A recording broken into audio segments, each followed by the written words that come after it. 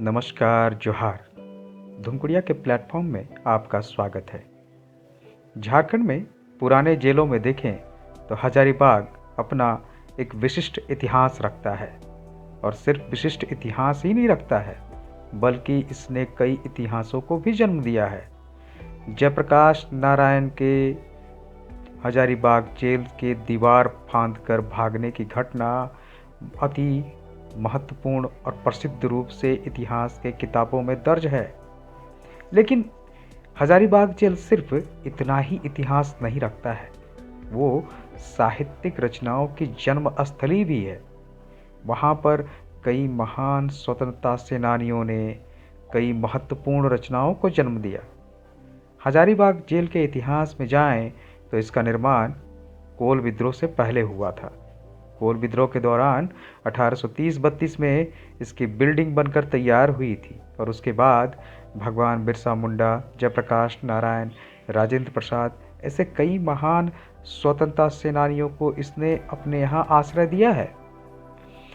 Hazaribagh jail भारतीय इतिहास में राजनीतिक कैदियों का जन्मदाता भी रहा है।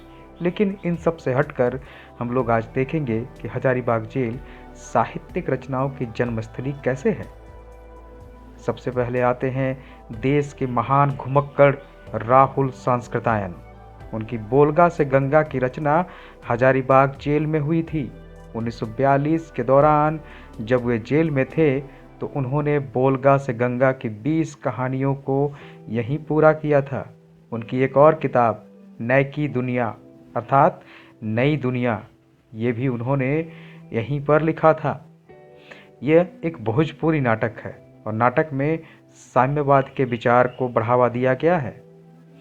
हजारीबाग जेल में भारत छोड़ो आंदोलन के दौरान गिरफ्तार होने के बाद ही 22वीं सदी ये पुस्तक भी राहुल सांस्कृतायन ने हजारीबाग जेल में रहते हुए ही लिखी थी। उसी दौरान वे एक प्रसिद्ध किताब दर्शन दिग्दर्शन, इसकी रचना भी हजारीबाग जेल में ही की थी। एक और आप महत्वपूर्ण स्वतंत्रता सेनानी को जानते होंगे जो उड़ीसा के प्रसिद्ध कवि भी रहे हैं, उत्कलमणि गोपबंधु दास। इन्होंने हजारीबाग जेल में रहते हुए अपनी प्रसिद्ध पुस्तक बंदिरा आत्मकथा लिखा था। ये एक उपन्यास है जिसकी रचना हजारीबाग जेल में की थी। बंदिरा आत्मकथा गोपबंधु दास की प्रसिद्ध रचना है। रामवृक्ष बेनीपुरी जो हिंदी के जाने माने पत्रकार और लेखक हैं, वे 1930 ईस्वी में 6 महीने की सज़ा उन्होंने हजारीबाग जेल में बिताई थी।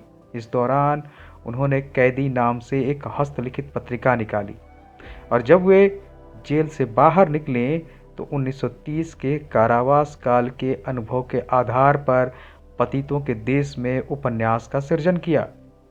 पुनः 1942 ईस्वी के आंदोलन में वे गिरफ्तार होकर हजारीबाग जेल आए। इस बार उन्होंने वहां से तूफान नामक हस्तलिखित पत्रिका निकाली। भवानी दयाल सन्यासी को हम सब कम ही जानते हैं।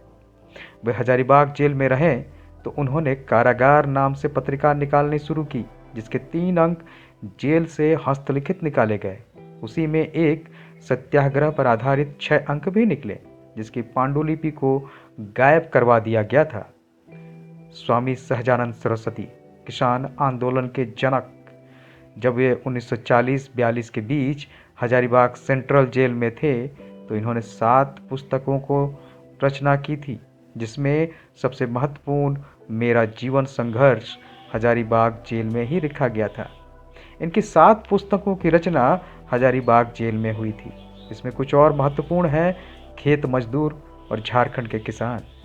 वस्तुतः हजारीबाग जेल सिर्फ स्वतंत्रता सेनानियों के लिए एक कारागार नहीं था, बल्कि वो साहित्यिक रचनाओं की जन्मस्थली भी थी। धन्यवाद।